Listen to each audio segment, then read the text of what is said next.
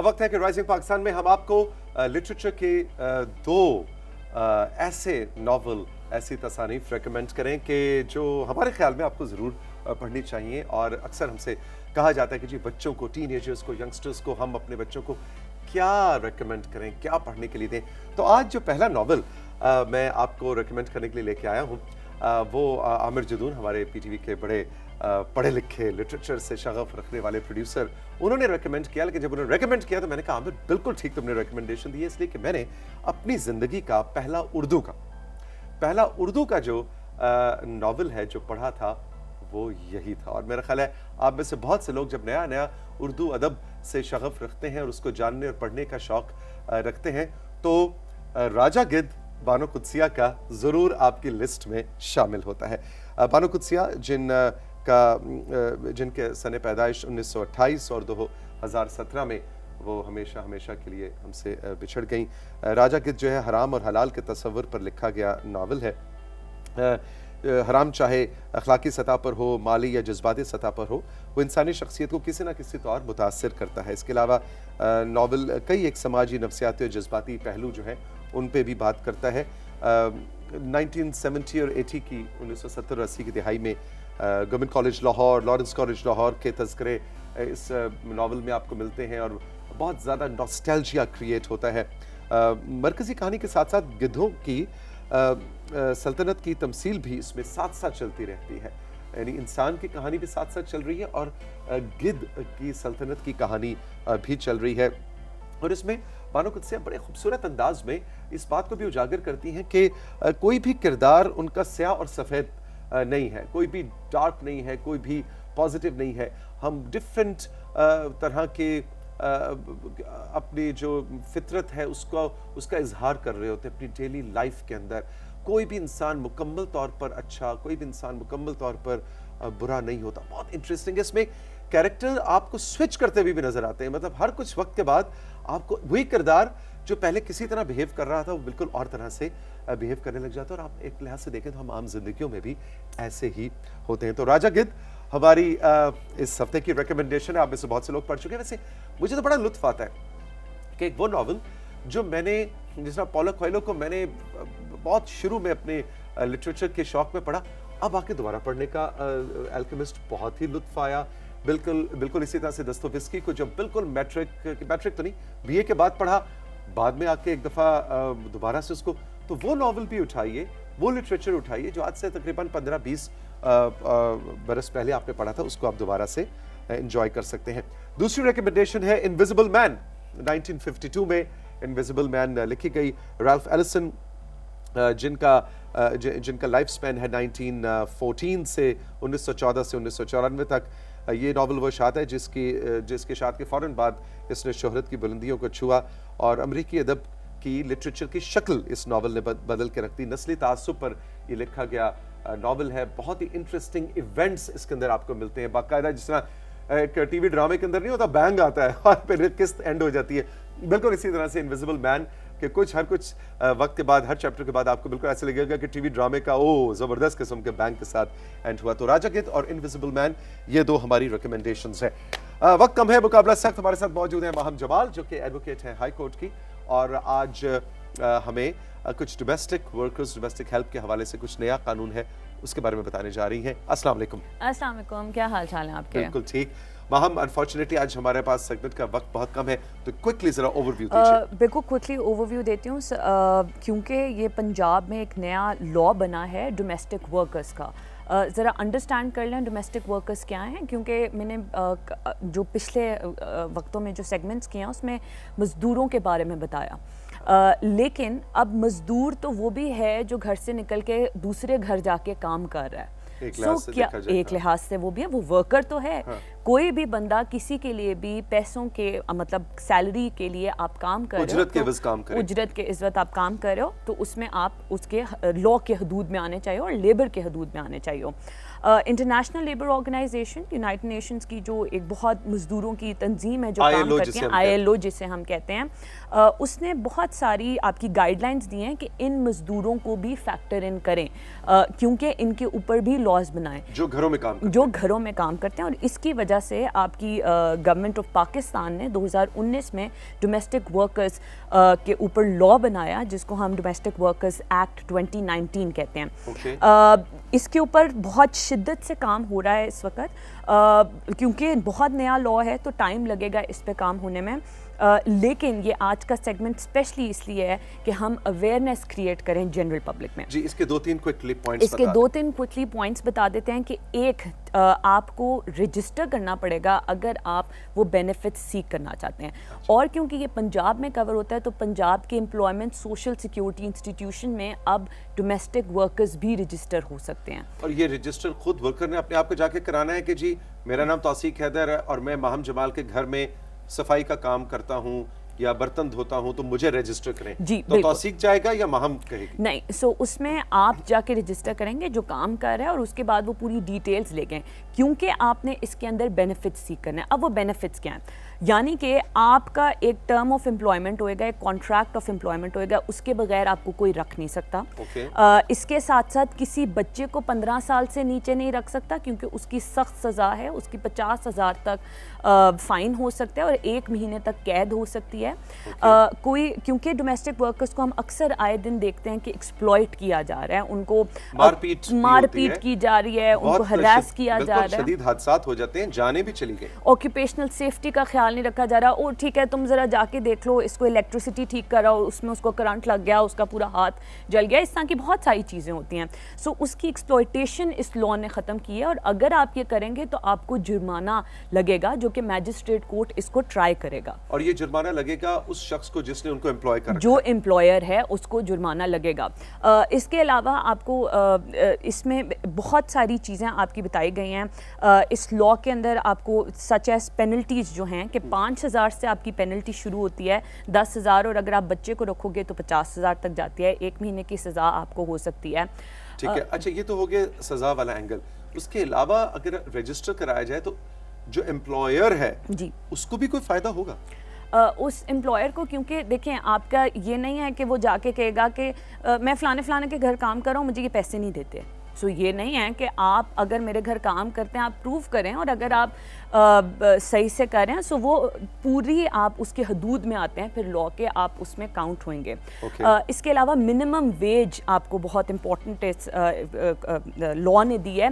वो minimum wage के आप कम नहीं दे सकते कि ये चलो यार तो मेरे से 3,000 ले लो और मैं काम कर लूँ। तो एक आम तासुर ये भी है कि गुर्बत की एक्सप्लॉयटेशन के मतलब बहुत ज़्यादा बच्चे हैं, उसमें से एक बच्चे को भेज दिया, चलो भी हम इसको कपड़े भी दे रहे हैं, हम इसको खाना भी दे रहे हैं और इसको पंखा वाला कमरा है, इसको हीटर वाला कमरा मिला हुआ है, तुम्हें और क्या चाहिए? Exactly. ये एक्सप्लॉयटेशन के जुमरे में आता है। ये बिल्कुल एक्सप्लॉइट किया जा रहा है कि हम तो तुम्हारे पास रहने को जगह भी नहीं थी, हम तो तुम्हें जगह दे रहे हैं और ये कर रहे हैं और इसमें सिर्फ 2,000 दे के, तो ऐसा नहीं। पहले तो आप सबसे पहली बात है कि आप बच्चे को एम्प्लॉय नहीं कर सकते, इवन बड़ों के साथ, आजकल जो मतलब बहुत ज्यादा गरीब खानदान, उनके लिए ये भी बहुत बड़ी बात होती है कि अच्छा हमारा 19-20 साल की बच्ची या बच्चा जो है उसको 2 वक्त की रोटी और सोने का कमरा मिल जाए और बिस्तर मिल जाए, ये भी बहुत बड़ी बात है। सो ये लॉज इन चीज़ों को केटर कर रहा है, इन चीज़ों को डील कर रहा है। अभी बाकी जो हमारे प्रोविंसेस हैं, सिंध, ये सारे इसकी तरफ काम कर रहे हैं क्योंकि हर प्रोविंस का अपना लॉ है, लेकिन पंजाब में ये वाइडली स्प्रेड लॉ है और इसके ऊपर बहुत ज़्यादा काम हो रहा है। इसके साथ साथ एजुकेशन पे ध्यान दिया जाएगा कि वोकेशनल ट्रेनिंग,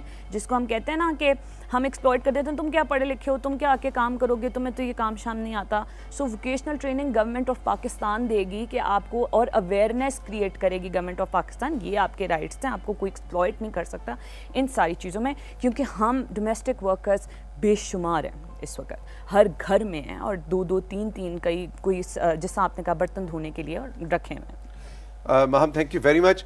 वक्त कम था लेकिन हमने क्विक सा ओवरव्यू दिया आपको, फिर कभी डिटेल में भी इस पे बात करेंगे। Have a great day, thank you very much. हम राइजिंग पाकिस्तान में चल के लेंगे एक छोटा सा ब्रेक, और आज अजमत ने जो प्रोग्राम के आगाज में एक जिक्र शुरू किया है वर्ल्ड रिकॉर्ड्स का, और फिर रेबेका भी कुछ वर्ल्ड रिकॉर्ड्स लेके आई, तो आज हम इस ब्रेक के बाद आपकी मुलाकात करवाने जा रहे हैं एक सुपर डुपर पाकिस्तान की स्टार समीना बेग से, जो कि आ चुकी है, और उनसे हम शमशाल वैली के पहाड़ों से माउंट एवरेस्ट तक का सफर जो उन्होंने तय किया, उसकी आज कहानी सुनेंगे। अभी मिलते हैं।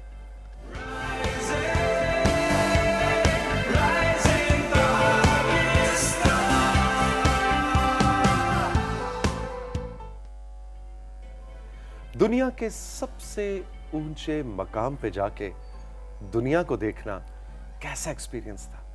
ये माउंट एवरेस्ट है और यहाँ से खड़े होके मैं चारों जानिब दुनिया को देखूं तो कैसी नजर आएगी? ये कहानी है समीना बेग की, हमारा फख्र है, हमारा प्राइड है और राइजिंग पाकिस्तान के सेट्स पे इस वक्त मौजूद है। अस्सलाम वालेकुम। वालेकुम अस्सलाम। बहुत बहुत बहुत मुबारक सबसे पहले तो। Thank you so much. Mount Everest की। Thank you. Right, It's so been a that- while now. I mean, it's been 8-9 years now. Uh-huh. But yeah, thank you very much. It's always pleasure. जब भी मुझे मुबारकबाद मिलती है Everest के लिए तो बहुत खुशी होती है। एग्जैक्टली अच्छा ये बताएं कि बहुत सारी बातें मैंने समीना तुमसे करनी। शमशाल में पैदा हुई और मैं कल अपने दोस्तों को बता रहा था, बल्कि आज सुबह भी शो में जिक्र करा था कि समीना से जो मेरी तकरीबन 10-12 साल पहले पहली मुलाकात हुई तो इसने बड़ा खूबसूरत एक जुमला कहा था। इसने कहा मैं शमशाल में पैदा हुई थी तौसीक साहब, और मेरे पहले दोस्त पहाड़ थे, है ना? Yes, सो हमें उन exactly. दोस्तों के बारे में बताओ जरा।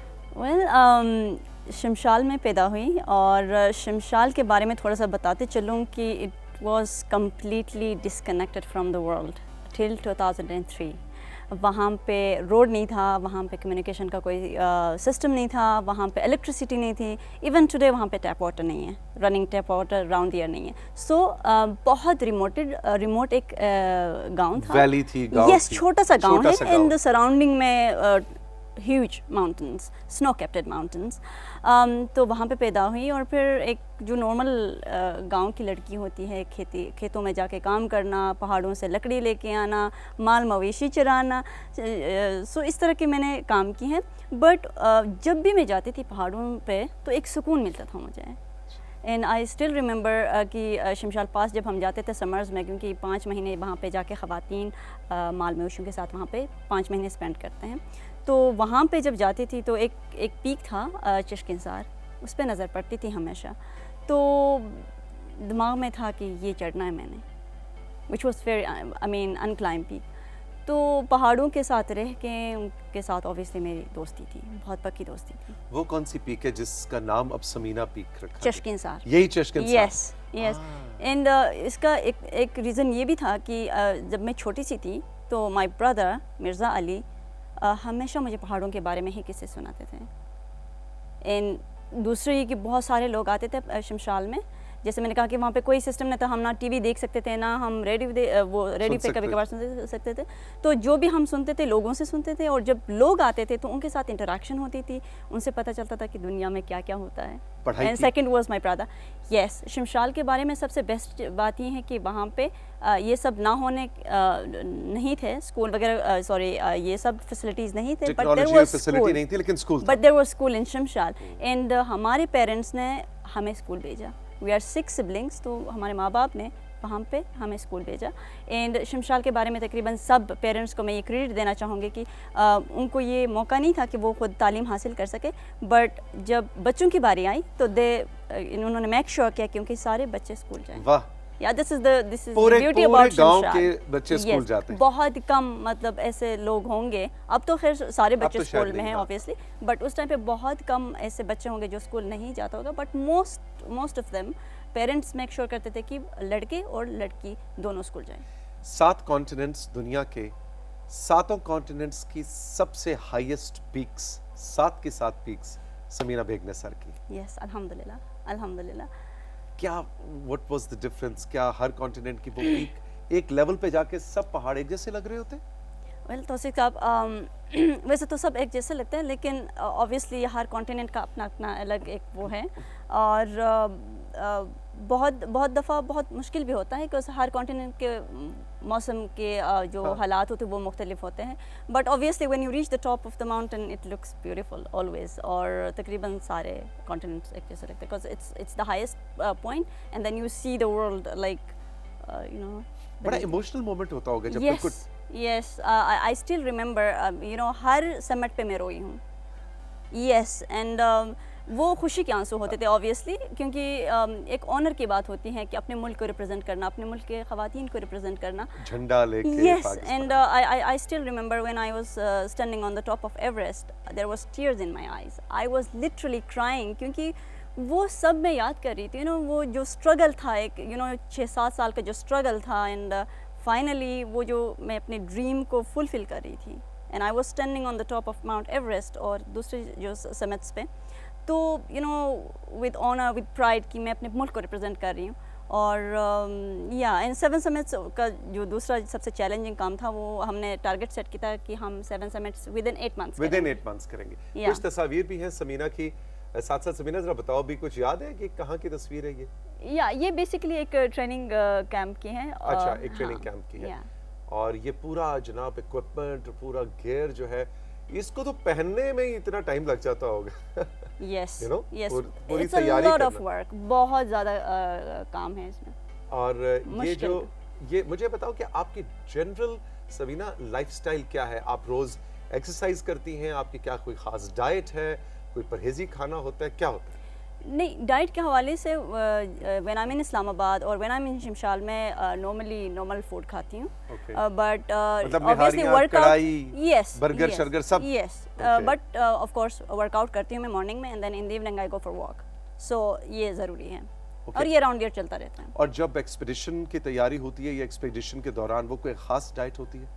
नहीं, I mean during expedition, During expedition. Yes, but मज़े की बात यह है कि जब हम बेस कैंप में होते हैं तो वहाँ पे हमें कढ़ाई भी मिलती है, वहाँ पे बिरयानी भी मिलती है, हर चीज़ मिलती है वहाँ। ओके। यस, लेकिन वहाँ से ऊपर जब हम जाते हैं तो फिर यू नो बहुत ही लाइट फूड, नॉर्मली लोग पानी पे रिलाई करते हैं, but mostly you know we eat everything almost. सबसे स्कैरी मोमेंट कौन सा था? सबसे खौफनाक लम्हा कौन सा था इस पूरी कहानी में? बहुत सारे ऐसे मौके आए हैं कि यू नो बहुत स्केरी था, बट आई रिमेंबर मेरा जो सेकंड एक्सपीडिशन था माउंट इक्विटी पे।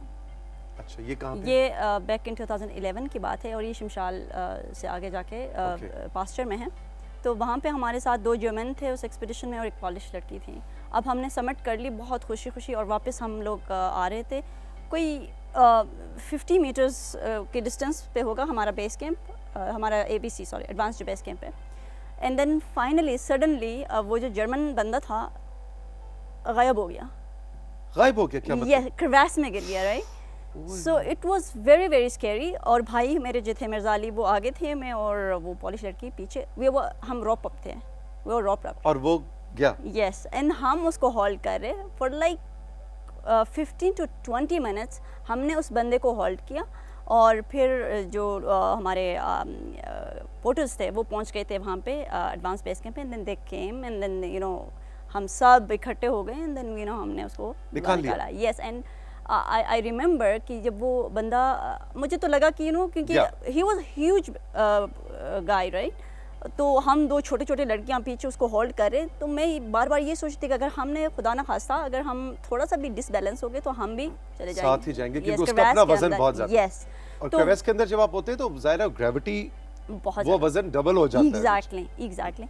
तो वो यू नो उसको जब बाहर निकाला, and that was like relief, and then you know he was crying. और फिर यू नो उन्होंने बाकायदा कुर्बानी वगैरह की थी कि यू नो आप लोगों ने मुझे सेकंड लाइफ दी अल्लाह ताला ने, और आप लोगों ने मुझे बचा लिया। सो ऐसे बहुत सारे मोमेंट्स होते हैं ड्यूरिंग एक्सपीडिशन कि आपको डर लगता है, लेकिन उस टाइम पे आपने खुद को कैसे मोटिवेट करना है, कैसे खुद को यू नो इंकरेज करना है कि नहीं नहीं ये this is part of the game. Samina, ये सारी गेम जो है ये फिजिकल फिटनेस की ज़्यादा है या यहाँ से ज़्यादा है? Well I think it's here. Physical fitness भी बहुत ज़रूरी है, बट अगर आप मेंटली स्ट्रॉन्ग नहीं हो तो फिर आप नहीं कर सकते। बिकॉज यू नो मैं कहती हूँ कि you have to be fearless if you want to climb mountains, if you want to become a डर नहीं माउंटेनियर। होना yes, fear no, there is no chance. अगर थोड़ा सा भी आप डर गए then you can't achieve it, can't do it at all.